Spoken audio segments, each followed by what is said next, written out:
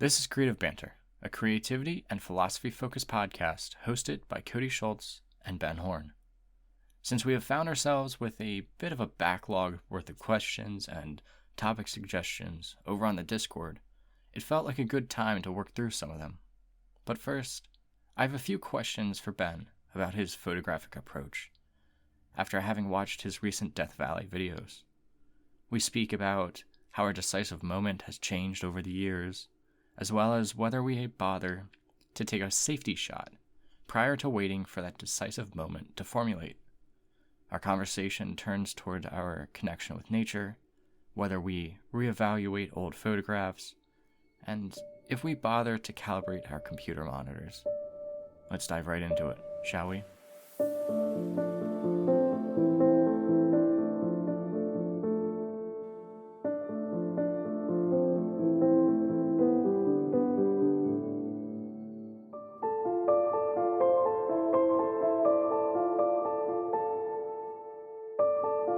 So I was watching some of your latest videos on YouTube. Yeah, the Death Valley series, yeah.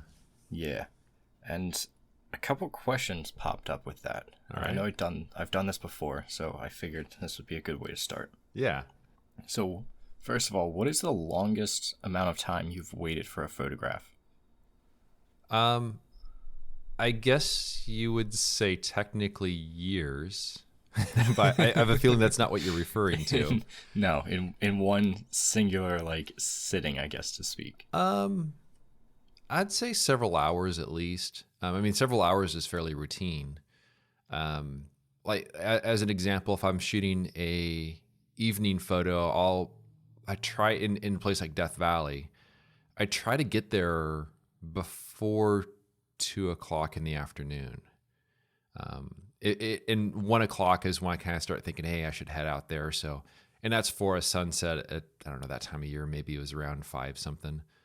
But that's just kind of like the routine way of doing things. In that second of the Death Valley series, I think I was there a couple hours early, and I felt like I was a little rushed, which will sound kind of funny, but there's a lot to consider. So like the composition and all that kind of stuff. Yeah, that's still so foreign to me. Like even after talking to you on a regular basis, the concept of waiting that long for a photograph is like, I see you do it and I see some other people doing that, but then I see someone like Simon Baxter, who we mention regularly, and see the kind of approach that he takes, which seems to make more sense with woodland. Yeah, but I think that's the difference. Woodland versus like canyon photography and stuff like that, where things are more on a schedule. Yeah, but I mean, what do you do like when you're waiting besides just pace around and wait? I mean, that's honestly those are some of my favorite times on the trips, and it's weird because you wouldn't think that time can pass as quickly as it does. But in that situation where I typically have a scouting photo on my iPhone to see what the light will look like when I want it to be, when I want to photograph it. Like as an example for the canyon photo that I took, I was there the day before. I figured out exactly what time the light was going to be at its best. Took a bunch of pictures as I was kind of moving around, trying to figure out what looks best. But then when I show up there the day I'm going to photograph it, I set up the camera and I have a couple hours to just kind of wander around and I'll usually just leave my camera there and just wander a little bit up the canyon, down the canyon. And during that time of day, the light is doing other interesting things in other parts of the canyon. And so I'll pull out my iPhone, I'll take more scouting pictures for potentially some other subjects I might find. So the time goes by very quickly. I don't even really, like when I was in Death Valley, I don't think I was listening to any podcasts. I think I was just wandering around and just looking at other things. And it really helps that like there was not another person in that canyon in all the times I've been there. So it's, I can just leave my camera there. I can wander. I don't have to worry about anything. Unless there's like wind or something like that, then I won't go too far. But yeah, the time goes by quickly, just very, very fast. It's very, very bizarre. The most experience that I have with that is we had talked about when I was waiting for the clouds to shift. Yeah. But then also I had an instance last weekend when I was out, and I've been trying to photograph more of like the human element and that intersection between nature and humanity. Mm-hmm. And on the trail, I knew that somewhere along this trail there was like a bunch of collected trash and such that was like decades old. Like it's been there for a while. Yeah, just decaying. Yeah. But it had been like 2 or 3 years since I've been able to find this trail again. Like for some reason, I just couldn't figure out which one it was, though I knew the general area and I knew which park it was at. And finally, this past Saturday, I was able to find it, and I go up there. I was able to compose a photograph in a way that I thought did the scene justice and showed that intersection of like that liminal space, so to speak. And so I'm sitting there and I'm waiting.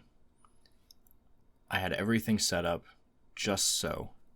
And I'm just waiting for the clouds to come through to block out the sun. So it just, because I wanted like a lower contrast scene for this to get all of the detail in there. The last cloud comes through and it just isn't right. Like there's something still off. It's still a little bit too bright. And cloud goes away. I just so happen to look up at the sky and there's not a damn cloud left. Oh, yeah, that was your last one. That was my last chance. That was it. No more clouds. Yeah. But just like that waiting period of like you said, it didn't feel like it was too long, but like a half hour, 40 minutes passed by or so. And I'm like, So I exposed a sheet of film for it anyway, just to see if it turns out okay. But still, yeah, it's interesting how that certain scenes just feel like they need to be weighted on more as I start to progress more and start to think more about the what I want the final image to look like. Yeah, and I think that's a huge factor when it comes down to whether it's the light, whether it's the clouds. I find that when I am in the field, I am constantly coming up with plan A, plan B, plan C. And I think that is another thing that a lot of that free time, I guess you would say, is consumed by.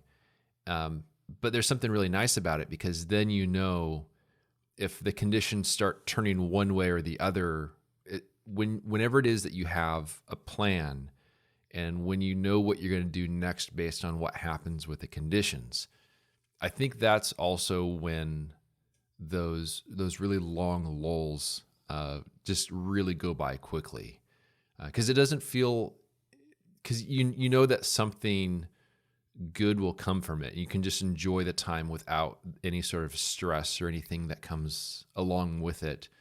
I think just so long as that there's a plan of some sort. Yeah, I think that goes along quite well. One of the questions we have on the Discord essentially came down to whether our decisive moment has changed. Kind of quoting Henri Cartier-Bresson. In what ways has whether and when you press the shutter evolved over the years? What are you holding out for? When do you walk away? And when is there merit in taking the shot anyway? That's a good one. For me, I think the biggest thing is it comes down to light. If I'm waiting on a scene, if I'm waiting and trying to figure out when to shoot that photo, it's usually me waiting for the light to be better. So that's certainly a big factor. Also, the other thing I find myself waiting for in terms of timing is wind-related stuff, whether it's potentially something that'd shake the camera or rustling leaves on a tree or something like that. And I don't think any of that has really changed through the years for me, because those are things that are rather quantifiable. They're pretty. They make themselves known quite well when you're there, and based on all my experiences in the past, if you don't have good light or if you have some distracting wind movement, it just doesn't work well. But beyond that, that's really, I think, what it comes down to for me. What about you?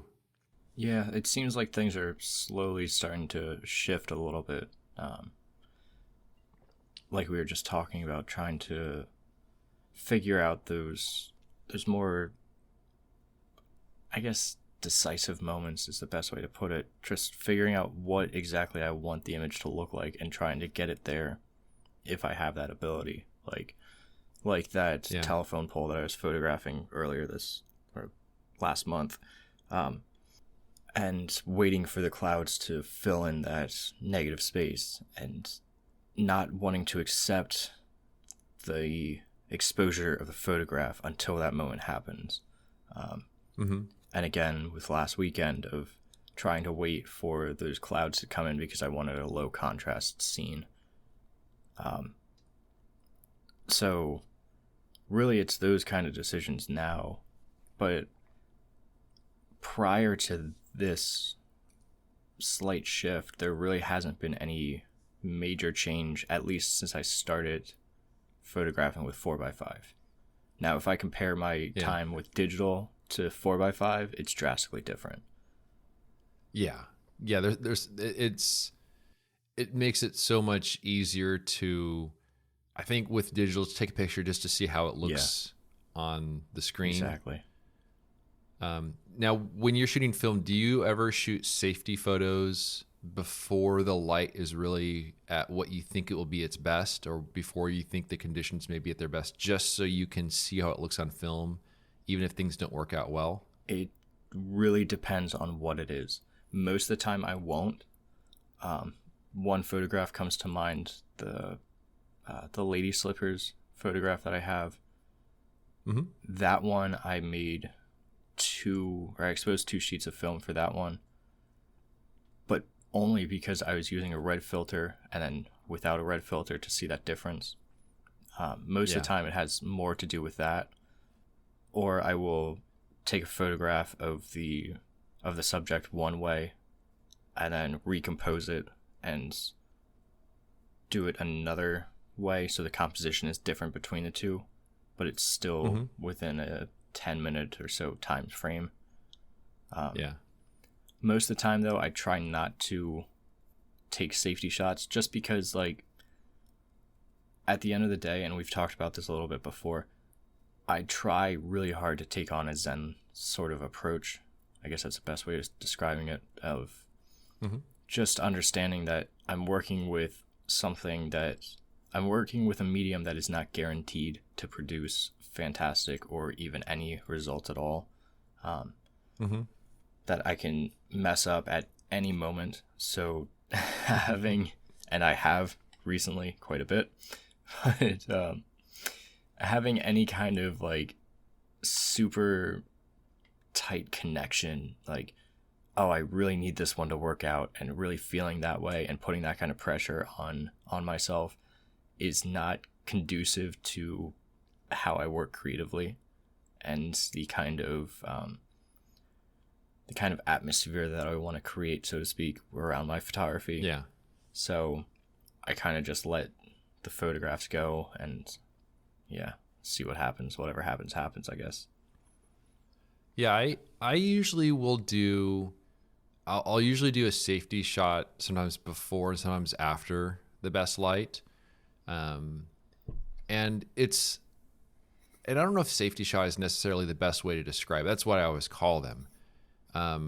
But in a way, it's more so, I have a feeling I know what's going to be the best light, but I'm not 100% sure. True. Yeah. And there have been surprises in the past where the photo I shot before the light that I thought would be the best actually ended up being the better photo. Or perhaps it's the photo I shoot a little bit later on. In the second episode of the Death Valley series, there was this evening shot I took with this mountains illuminated by some sun. There's a curve of the river in the foreground. And I exposed a sheet of film just as the light, because there's some clouds off to the west that were blocking the light for pretty much all afternoon. But as we got closer to sunset, the light peeked out from underneath them and it suddenly illuminated everything. And so I exposed a sheet of film, even though I knew the light would get better.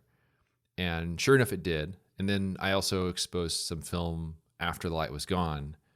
But I think seeing those different windows of light on film, it allows me to learn a little bit more about how the film will respond, how the light is. And it's so easy for me to just throw another sheet of film in there while I'm there. And sometimes those are actually the photos I end up preferring. So I'm big on taking the safety photos, even if it's not like the perfect timed, best light, sort of moment. But I think by bracketing that window, sometimes there are some nice surprises in the mix. Yeah, I think the other reason why I don't really take a lot of like safety shots is just because I'm not waiting for that light like you are. So Yeah, I'm exactly. kind of just reacting. It's not as conducive for the type of subjects you're photographing, where you don't have those quite that same variety of change. Though I could see how if it was like a photo where there's like some dappled light from clouds on the scene where things are changing fast, something like that. But unless it's one of those photos that I just know is going to be a killer photograph and I really want to have it, then I'll take like an extra shot of it using the same settings and everything. But other than that, just because, like I said, everything's so reactionary for me, it just doesn't make sense to use up another sheet of film when I don't know what's going to be coming later on during that hike. Like I could get to a point where I have, I don't know, 3 sheets of film left, and I decide on one of them, on this somewhat mediocre photograph, to use a safety shot. And then down the line, I find one that I should have used a safety shot for because it was just that good. Like, you never know. So, but yeah. And how many film holders do you usually carry with you on a given hike like that? It kind of depends. It's anywhere from like 3 to 4. So that's 6 to 8 photos. Yeah, I'm fairly similar with how much I carry in the field, but that's usually all going to be spent on like one potential composition. Yeah, I mean, if I go back, this past weekend I photographed 2 different subjects, the trash, and then there was this little outbuilding. I don't know exactly what it is, but it was just something cool, liminal space kind of thing. And I think I used 3 sheets of film for those 2 scenes. So I safety shot, I think, the trash, just because the light was a little different. I tried 2 different exposures to make sure that my highlights were in range and my shadows were bright enough. But I mean, typically I could get away with carrying only like two film holders, but it also depends, because on the way to the hike and on the way back, I might find something like off the side of the road, like an abandoned building or something to add to some kind of series that I might work towards. And so you never know with that, and they don't add that much weight, like adding 2 more. Yeah. So it doesn't hurt to have it. But yeah, for me, if I find something on the hike out, and again, this is different because my trips are kind of different in a way, but like if I see something interesting on the way out, I'm like, cool, I got a subject for tomorrow now.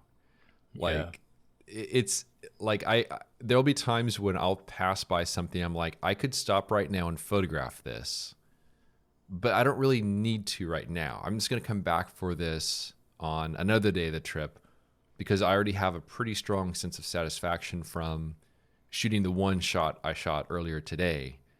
But again, it's also me trying to fill an entire trip with all these potential subjects and stuff like that. Yeah, I think I might want to try that approach, at least for some days when I go to Acadia, just because that'll help. Like, I won't have to worry about bringing my pack with me all the time either, and just to try and slow down and to really think through the photographs that I really want to have and maintain.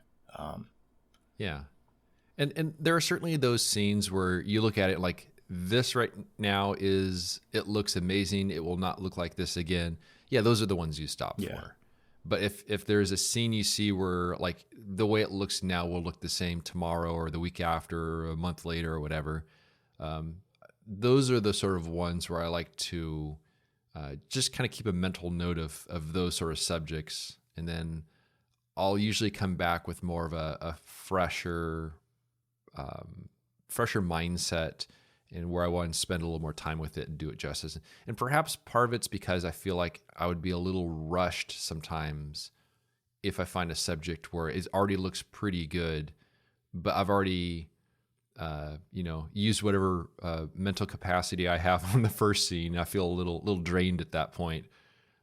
So I think just cataloging that stuff, for me at least, has been beneficial. Yeah. So what do you do about the images that get away?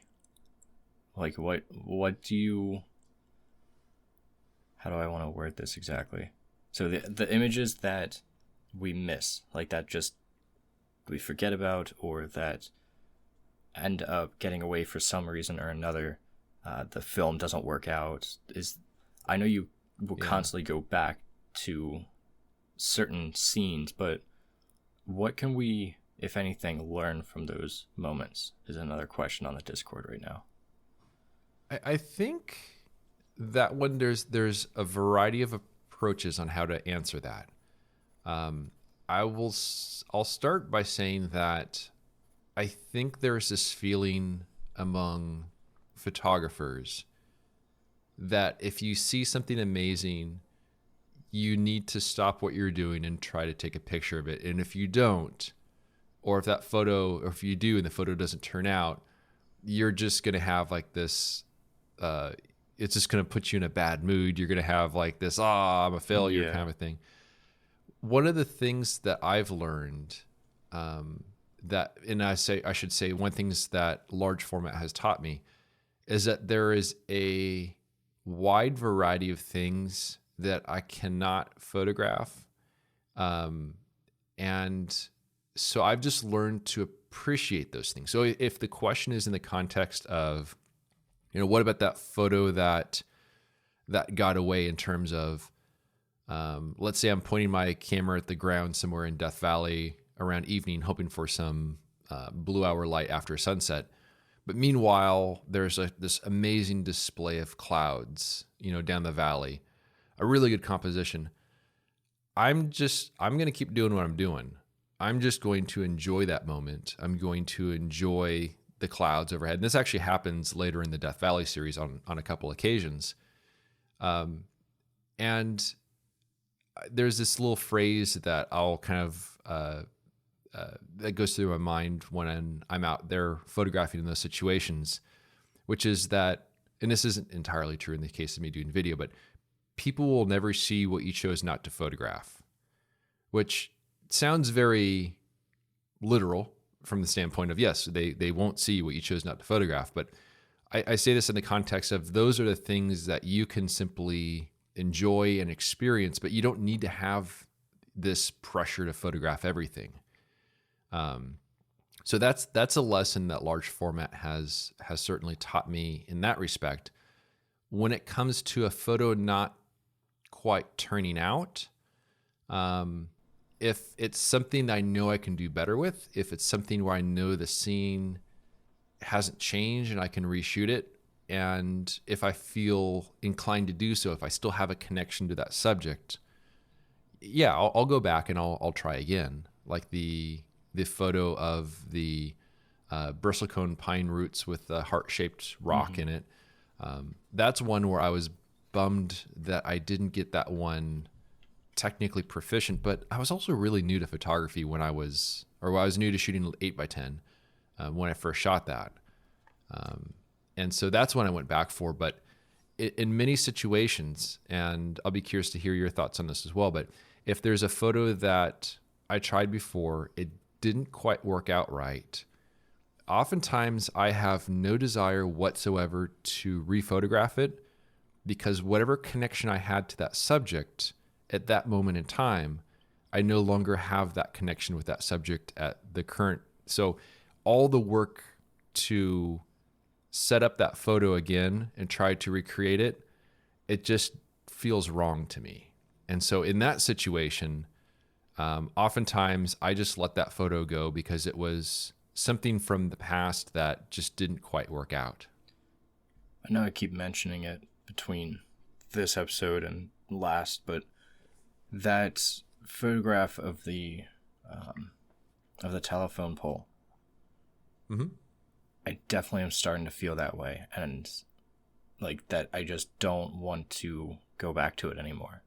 Like, Yeah. one of the big reasons why I kept trying to was because when I first went to this park and saw this scene, I was using the digital kit that I had used around this time last year, when I had that lapse in judgment about going back to digital and giving up film.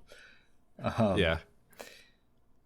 And I had photographed this telephone pole, and I loved the photograph. And but because it was digital, it was one of those deals where I'm like, I need this on film to like really, really love it. And I've kept trying and trying and trying to go back to this scene and to rephotograph it. But I'm chasing that moment that's already passed. Exactly. And it's one of those things of every single photograph that I capture, like I was just looking as you were talking, I was just looking at this, at the negative that I had most recently developed from this scene. And it's okay, but it's not what I want it to be. And it never will be. And having that realization, like now, that there are some moments that you just need to let go. You just need to let them die off and move on to something better, something, not even necessarily better, but just something else. Because you never know, like there may come one day where I pass by that scene again, or a similar scene in a totally different area and photograph it, and it becomes better than what it could have been had I kept trying. Yeah. So, and I think this really speaks to the value of having a connection with your subject. yes. And it's through that connection, and this is something I wrote about in one of the ebooks. I think it was I don't remember which one it was. It was one of them. You'd think I'd know. I wrote it. It was with the it was from the Beyond the Icons one. And I was talking about how basically, however it is that you feel at that moment in time, when you spot a subject, that's kind of what allows you to create the connection with that particular subject. If you're feeling a different way, you may not have spotted that particular subject. And I go on to talk about how it's very important to discover our own subjects, because the act of doing so is really a way of basically being more open to your surroundings and then forming a connection with that subject. And if you are pursuing iconic viewpoints, whether it's I don't know, just all these major areas, whether it's Mesa Arch or all these areas, they're beautiful, but it's not a location you're pursuing because you have a connection with that location. It's because it looks cool. And I think when you revisit a subject that you've already photographed and that connection is now different, now it feels like you're standing in your own footsteps from a couple years ago and kind of thinking like, oh, I'm here again. Mm-hmm. I'm doing this again. Yeah. Why am I not pursuing something that has perhaps more meaning? It feels like you're just kind of going back in time in a not as great kind of way. But on a side note, I absolutely love revisiting the subjects I've already photographed with no desire to photograph them again, but just to revisit them like revisiting an old friend. Yeah. So I love revisiting subjects, but not to photograph them. Yeah, I mean, there are times where I'll re-photograph subjects that I am really happy with the photographs, but something about the scene changed, and it's not necessarily because I plan on putting that in my portfolio, but more so because I just want that, I guess, documentation of how that Yeah. scene had changed over time. I mean, Yeah, which is definitely a different approach that draws upon the connection of that you had with it to begin with. yeah. Because now it's a matter of kind of seeing the changes as opposed to trying to recreate it as it was. I mean, right along these same lines too, we had a question that asked if we ever go back and reevaluate old unused images, or even just, I guess, editing old images that we had already put out in the world. I think I remember you having said that you go back to your images before you print them, and you'll tweak some things here or there, or like for your book, you were tweaking edits. But do you ever go through your catalog and see if there's anything in there that's worthwhile publishing that you may have overlooked in the past? I don't intentionally do that. But sometimes if I'm going back, let's say if someone orders a print and I need to have a particular sheet of film drum scanned, I'll go back through that particular box because I have everything organized based on the trip that I went on. But I'll go through that box and I'll kind of glance through the stuff. And sometimes I will look at a photo that maybe I never even saw the need to scan it to begin with. So it's not as though it already lives on my computer. So I haven't seen that photo for many years perhaps. But sometimes I will look back at an old photo in that sense and see the potential for a photo that I initially wrote off for one reason or another. But since I don't have everything scanned, it's kind of hard to do that unless you're physically sorting through the old stuff. And that's really my only time I do that. And I have all my, these boxes that my film is in. I have them in a couple Pelican cases. Mm-hmm. Those things are heavy. You've mentioned I really need to weigh it at some point, but I almost feel like if at some point, whenever it is I'm done shooting 8x10, it'll be very interesting to see how much weight of film I have photographed in a lifetime. Because already if I have to pull out one of those Pelican cases to find a particular sheet of film, I already know that it's not going to be fun. So it's gotten to that point at least. Yeah, that's why I kind of like having my individual binders for each year, just on my 4x5 sheets, just because it makes it so much easier and lighter. Yeah, even still, I don't go back to it. I don't really look back through my sheets of film.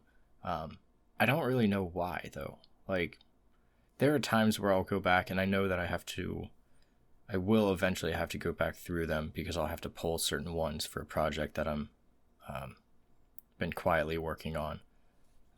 But that's more so looking for very specific ones, and I can normally tell, even without scanning them in, whether I'm going to like it, like whether the exposure is what I want it, and that all of that, to the point where I really won't even bother to scan them in. Like I already don't photograph a lot, so going back through my catalog it's not really going to show me anything that I would want to use in my portfolio that isn't already there. Mm-hmm. I think I did it, I want to say a year or two ago, I think was the last time where I went back through my catalog, and that was just because I wanted to rescan the photographs that I had taken and had on my portfolio, had on my website. I just wanted better scans from them because I was learning new techniques and stuff like that for the flatbed. Yeah. And even so, doing that, maybe there was one, maybe there were two photographs that I added in that hadn't been there otherwise, because the scanning technique helped me to pull more detail or something that it was missing and wouldn't have otherwise worked as well. Mm-hmm. But it is rare, and I think because of having it as a physical thing where you can't very easily access it, just like when you're bored one day on your computer or something. Yeah. I think that's a big thing that prohibits me from doing it more often. But also because I'm learning more techniques with a 4x5 and how to get better photographs and better exposures and all of that. So some of those old photographs have issues with them that aren't up to my standards today. So, yeah. And I was just thinking, if let's say a person who is photographing wildlife on digital, where you're taking a very large volume of images, and so they're going to have, you know, hundreds and hundreds and hundreds and hundreds of thousands of images. I wonder who's less likely to look back at some of the old pictures. Me shooting 8x10 with some heavy Pelican cases in my closet, or a person who simply doesn't want to look through hundreds and hundreds and hundreds of thousands of old pictures from, I realize it's a lot easier to look at them on digital, but still the effort required to do that, in either case, I almost wonder if it's about the same. I could imagine it being so, yeah. Yeah. I was talking to someone earlier and they were sending me websites just to try and figure some things out. And I was looking through some of these websites and how they were organized. Like the one was organized in like a reverse chronological order, but it was like all text-based or primarily text-based. Mm-hmm. And I was like, I'm overwhelmed looking at this and trying to navigate this. I could not imagine being like a wildlife photographer or sports photographer or even just some digital photographers who are firing off 200 frames for like one setting. Yeah. And then trying to go through that and figure out, okay, which one's best, A, B, or C. Well, B and C are really close, and there's like minuscule differences, and all right, we're just going to go with B. And then to go back like even years later and have to do that whole thing again, or feel compelled to do that whole thing again, to re-edit would just, I think it's probably a lot of work either way. Yeah, absolutely. Yeah. I mean, I think the only reason, I think they would be more compelled to go back at photographs they had taken out of their portfolio for some reason, or already had selected and half edited and just had those in a catalog instead. That seems more likely to go through instead of going through every single photograph you've ever taken. Because I honestly wonder like how many people in those genres keep every single frame that they've ever exposed on file. It's almost easier to. I mean, just because, storage is cheap. I mean, you could just keep transferring it to larger and larger setups. It takes work to go through. I mean, I used to shoot sports stuff back in the day. And so when I went to San Diego State University, I would shoot like the basketball games and stuff like that, And so I still have those pictures in my computer from, 20 plus years ago. Have I looked at them? Not in 20 plus years. They're there. That's true. Yeah. Yeah. One of the other questions that we had here, which kind of goes along with our editing scheme for this, is about monitor calibration.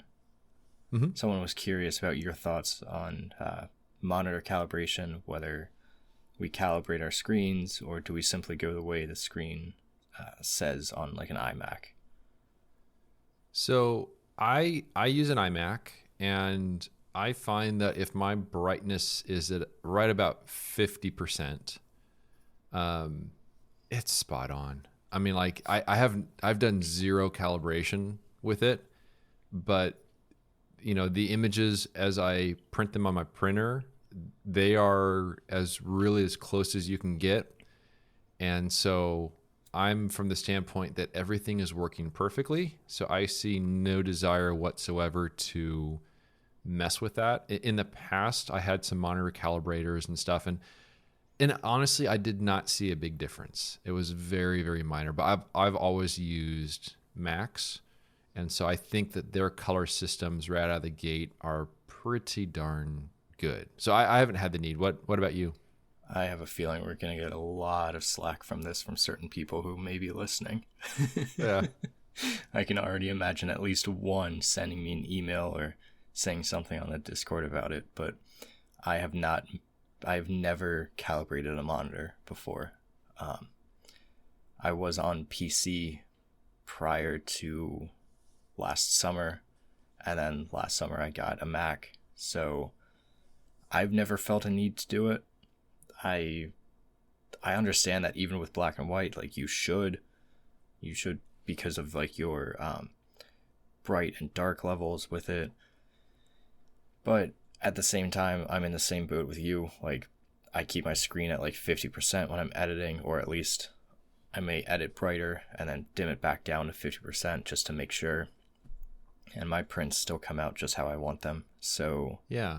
I mean, And it's I think a lot of that is a holdover from monitors in the past where you would have very noticeable changes with the color of them and such with time.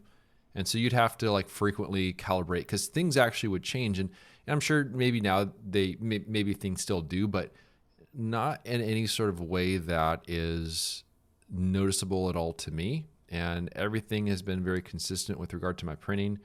And so I feel like you have this whole industry built around all that, which isn't as necessary as it used to be. And I think there's still, I don't know. I think it's the sort of thing where people really get into that, but at the same time, I haven't found it to be necessary. I mean, when my prints come off the printer, I look at it, I'm like, yep. I'll look at it in all different sorts of lights, and I'm happy with it. And I think if anything, just adding more variables would mess things up. I mean, that reminds me that like Cole Thompson, I had sent him an email, and his printing approach is just bare bones, just stupid simple. Like no ICC profiles to it, nothing like fancy with what he was telling me, but it works for him. And I think that's the biggest thing. Like, yes, there are better ways of going about things. Yes, we could probably get even slightly better results if we had calibrated monitors and we're going through a bunch of technical detailings to really nail down everything. But at the same time, if you're happy with the results that you're getting and you don't really want to put the time into it because for one reason or another, then I say whatever. Like, yeah, it doesn't really affect me any. So, like, eventually, perhaps I will get more technical into printing and to all that stuff. But for right now, I have I'm set on doing other things that don't involve spending however long to calibrate a monitor and get into the nitty gritty of that. So, yeah. And the other thing too, I think, is if you have a setup where you control the light in the environment that you're working, I think that is something that's very beneficial. So like right now, as we're recording this, there is a window directly behind my monitor. And I'm looking at right now, I have this beautiful tree in the front yard, watching it kind of waving around in the wind there. But if I'm editing photos, I have these 2-stage blinds I can pull down. The first one is kind of a sheer sort of one that lets natural light in. And then the second layer, if I pull that down, then it's full on blackout. And I have another window off to my right. It's kind of a longer, skinnier window, and I have the same blinds there. And so if I'm editing photos, I'll have the sheer ones down where it lets some natural light in. It actually balances really well with the monitor. So there's really good ambient light. If I'm doing video, I will pull down the blackout ones just to completely darken it in here.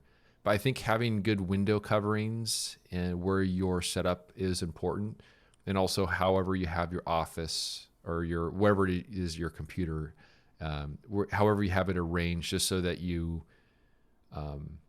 like if I had this window open all the way, if I had it, behind the monitor open, no window coverings, yeah, I probably wouldn't be very good with editing, but just controlling the light, I think is key. Yeah, I mean, you have to do that even if you have your monitor like calibrated exactly. You have to control the environment around you as well. Like that Yeah. doesn't change anything. So, I like you said, you control the environment around you. You're probably about 50% of the way as long as you are using a high quality screen for your display. So, I mean, Yeah. and like I said, I'm sure we'll get comments about it. Like, and I appreciate them. Like, I want to hear what exactly the benefits of calibrating still would be, even on like a Mac that we are getting solid results from. Like, Yeah. I definitely. And when I worked at the camera store, we sold monitor calibrators. I mean, I even brought them home at times. We had like a demo one, brought it home and tried it, and there's like on my current setup, it made no difference. So I don't know.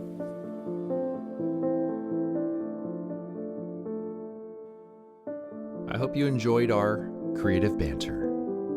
You can learn more about Cody's work by visiting his website, codyschultz.com, and you can find my work at benhorn.com.